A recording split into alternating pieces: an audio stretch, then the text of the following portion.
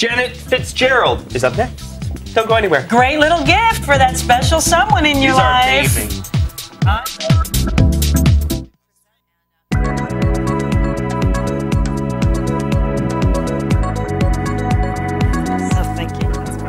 Hey, welcome back to Brunch. I'm Honey Labrador, and you're watching me live. I'm live, and I'm with Janet Fitzgerald. Janet, thank you so much for coming in. Thank you for having me. You know, we were just talking in the break about you're like one of the most successful and well-known spiritual fitness gurus. And, you know, that may sound sort of like new age to people out there or whatever else, but, you know, spiritual fitness, which basically a lot of people do through their religion on a weekly basis, is also about, it's you have to stay fit. It's like what's going on with you in your thoughts. It's not just it's your thoughts, in your speech, in your body. Let's talk a little bit about that, because I'm just so fascinated, and I've got some questions for you. It's an ongoing process. So I like the way you put it as a fitness for your entire life. I think one of the most interesting things is when we're talking about actually training the physical body is that a lot of people are doing workouts that they hate.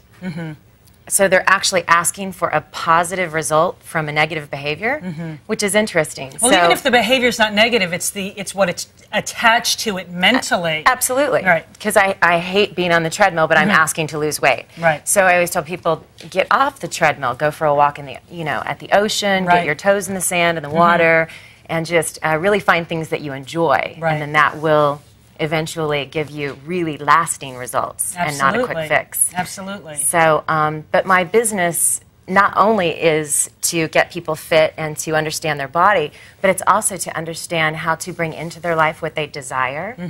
So that can be... Some would call you a life coach, per se. You know, life stylist. A life stylist. It's actually a little bit beyond life coaching, because I'm sorry. I could look at someone and say, okay, they've got all their ducks in order. They've got a great job, and they look beautiful, and their language that they speak about themselves is even positive. And I'm looking and I'm looking, but they can't attract a soulmate. So I go to their home. Right. What's the block?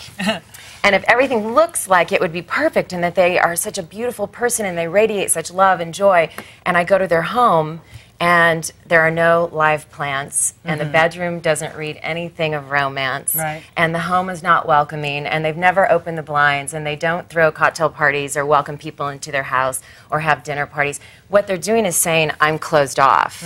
I'm shut down. Yeah, and so many people always look, rather than look within, they look without. I mean, they look outside. So it's like, I got to go to a club, or I've got to go to a bar, I've got to go outside. And really, the home is where it all starts. It's like a gigantic altar to the universe, if you will. It's actually calling in or deflecting what you want or don't want. So it's interesting. Well, and language is really important. Language is important. Well, it's funny because, of course, I just heard in my ear is, and my car. And one of the things, I mean, honestly, keeping my car clean, because I can become so cluttered. And when I am cluttered in my life, whether it's in my room or whatever, I just feel like this sense of anxiety. Your car is your emotional feeling body, and it's also how you get from point A to B in the world. So if it's cluttered up and it's dirty and it's confusing, then so is your process of getting where you want to get to. Right. So it can feel sluggish and slow. Well, it's so funny because after my car got cleaned out the other day, I said something to my coworker. I said, there's a method to my madness, you know, there's a method to my madness of how I put papers. And I think that those, like you said, the language that we speak, it's a cop-out. I mean, I'm here to, like, own up, and I think that, you know, one of the things, because I really thought about having you on here, what are certain blocks? And, like, this idea of what am I pretending, and when am I going to stop? Yeah. Pretending like either I can't manage my money, or pretending that, you know... people say I can't afford it all the time. Oh, yeah, and I read something about this. And I say... Never say, I can't afford that, or that's too expensive or for saying, me. Like, I'm broke or I'm poor. No, because those are not, you don't want to put that in the universe, trust me. Hush. So when they say I can't afford, basically they're saying I'm a victim of my financial circumstances. Right. And once you say that, you may as well say, and so it is, and is, and is, and forever will be. Yeah. So instead I say, okay, look at the pair of jeans that are $180 or more now. And I'm say, going to find a way to get those for free. I'm going to have them be a guest on my show. Oh, look, they're going to give you all the jeans you want. I have no worries. So instead of saying that, say, I choose not to spend my money on that right now. Because let's face it, if there's something you want, you will find a way to get it. Oh, absolutely. All of us. So when saying I'm choosing not to spend my money on that right now, you're coming from a powerful position and in charge of your financial structure. Right. And when that vibration goes out, then your ability to attract more money into your life is huge. Right. No, and I so agree. And what's funny is last spring, while I was waiting on this contract to find out what was going to happen with this show that I was on, I really put out there, I said, come next fall, I'm going to have, and people looked at me like I was nuts. I'm going to have a talk show, I'm going to do this, I'm going to do that.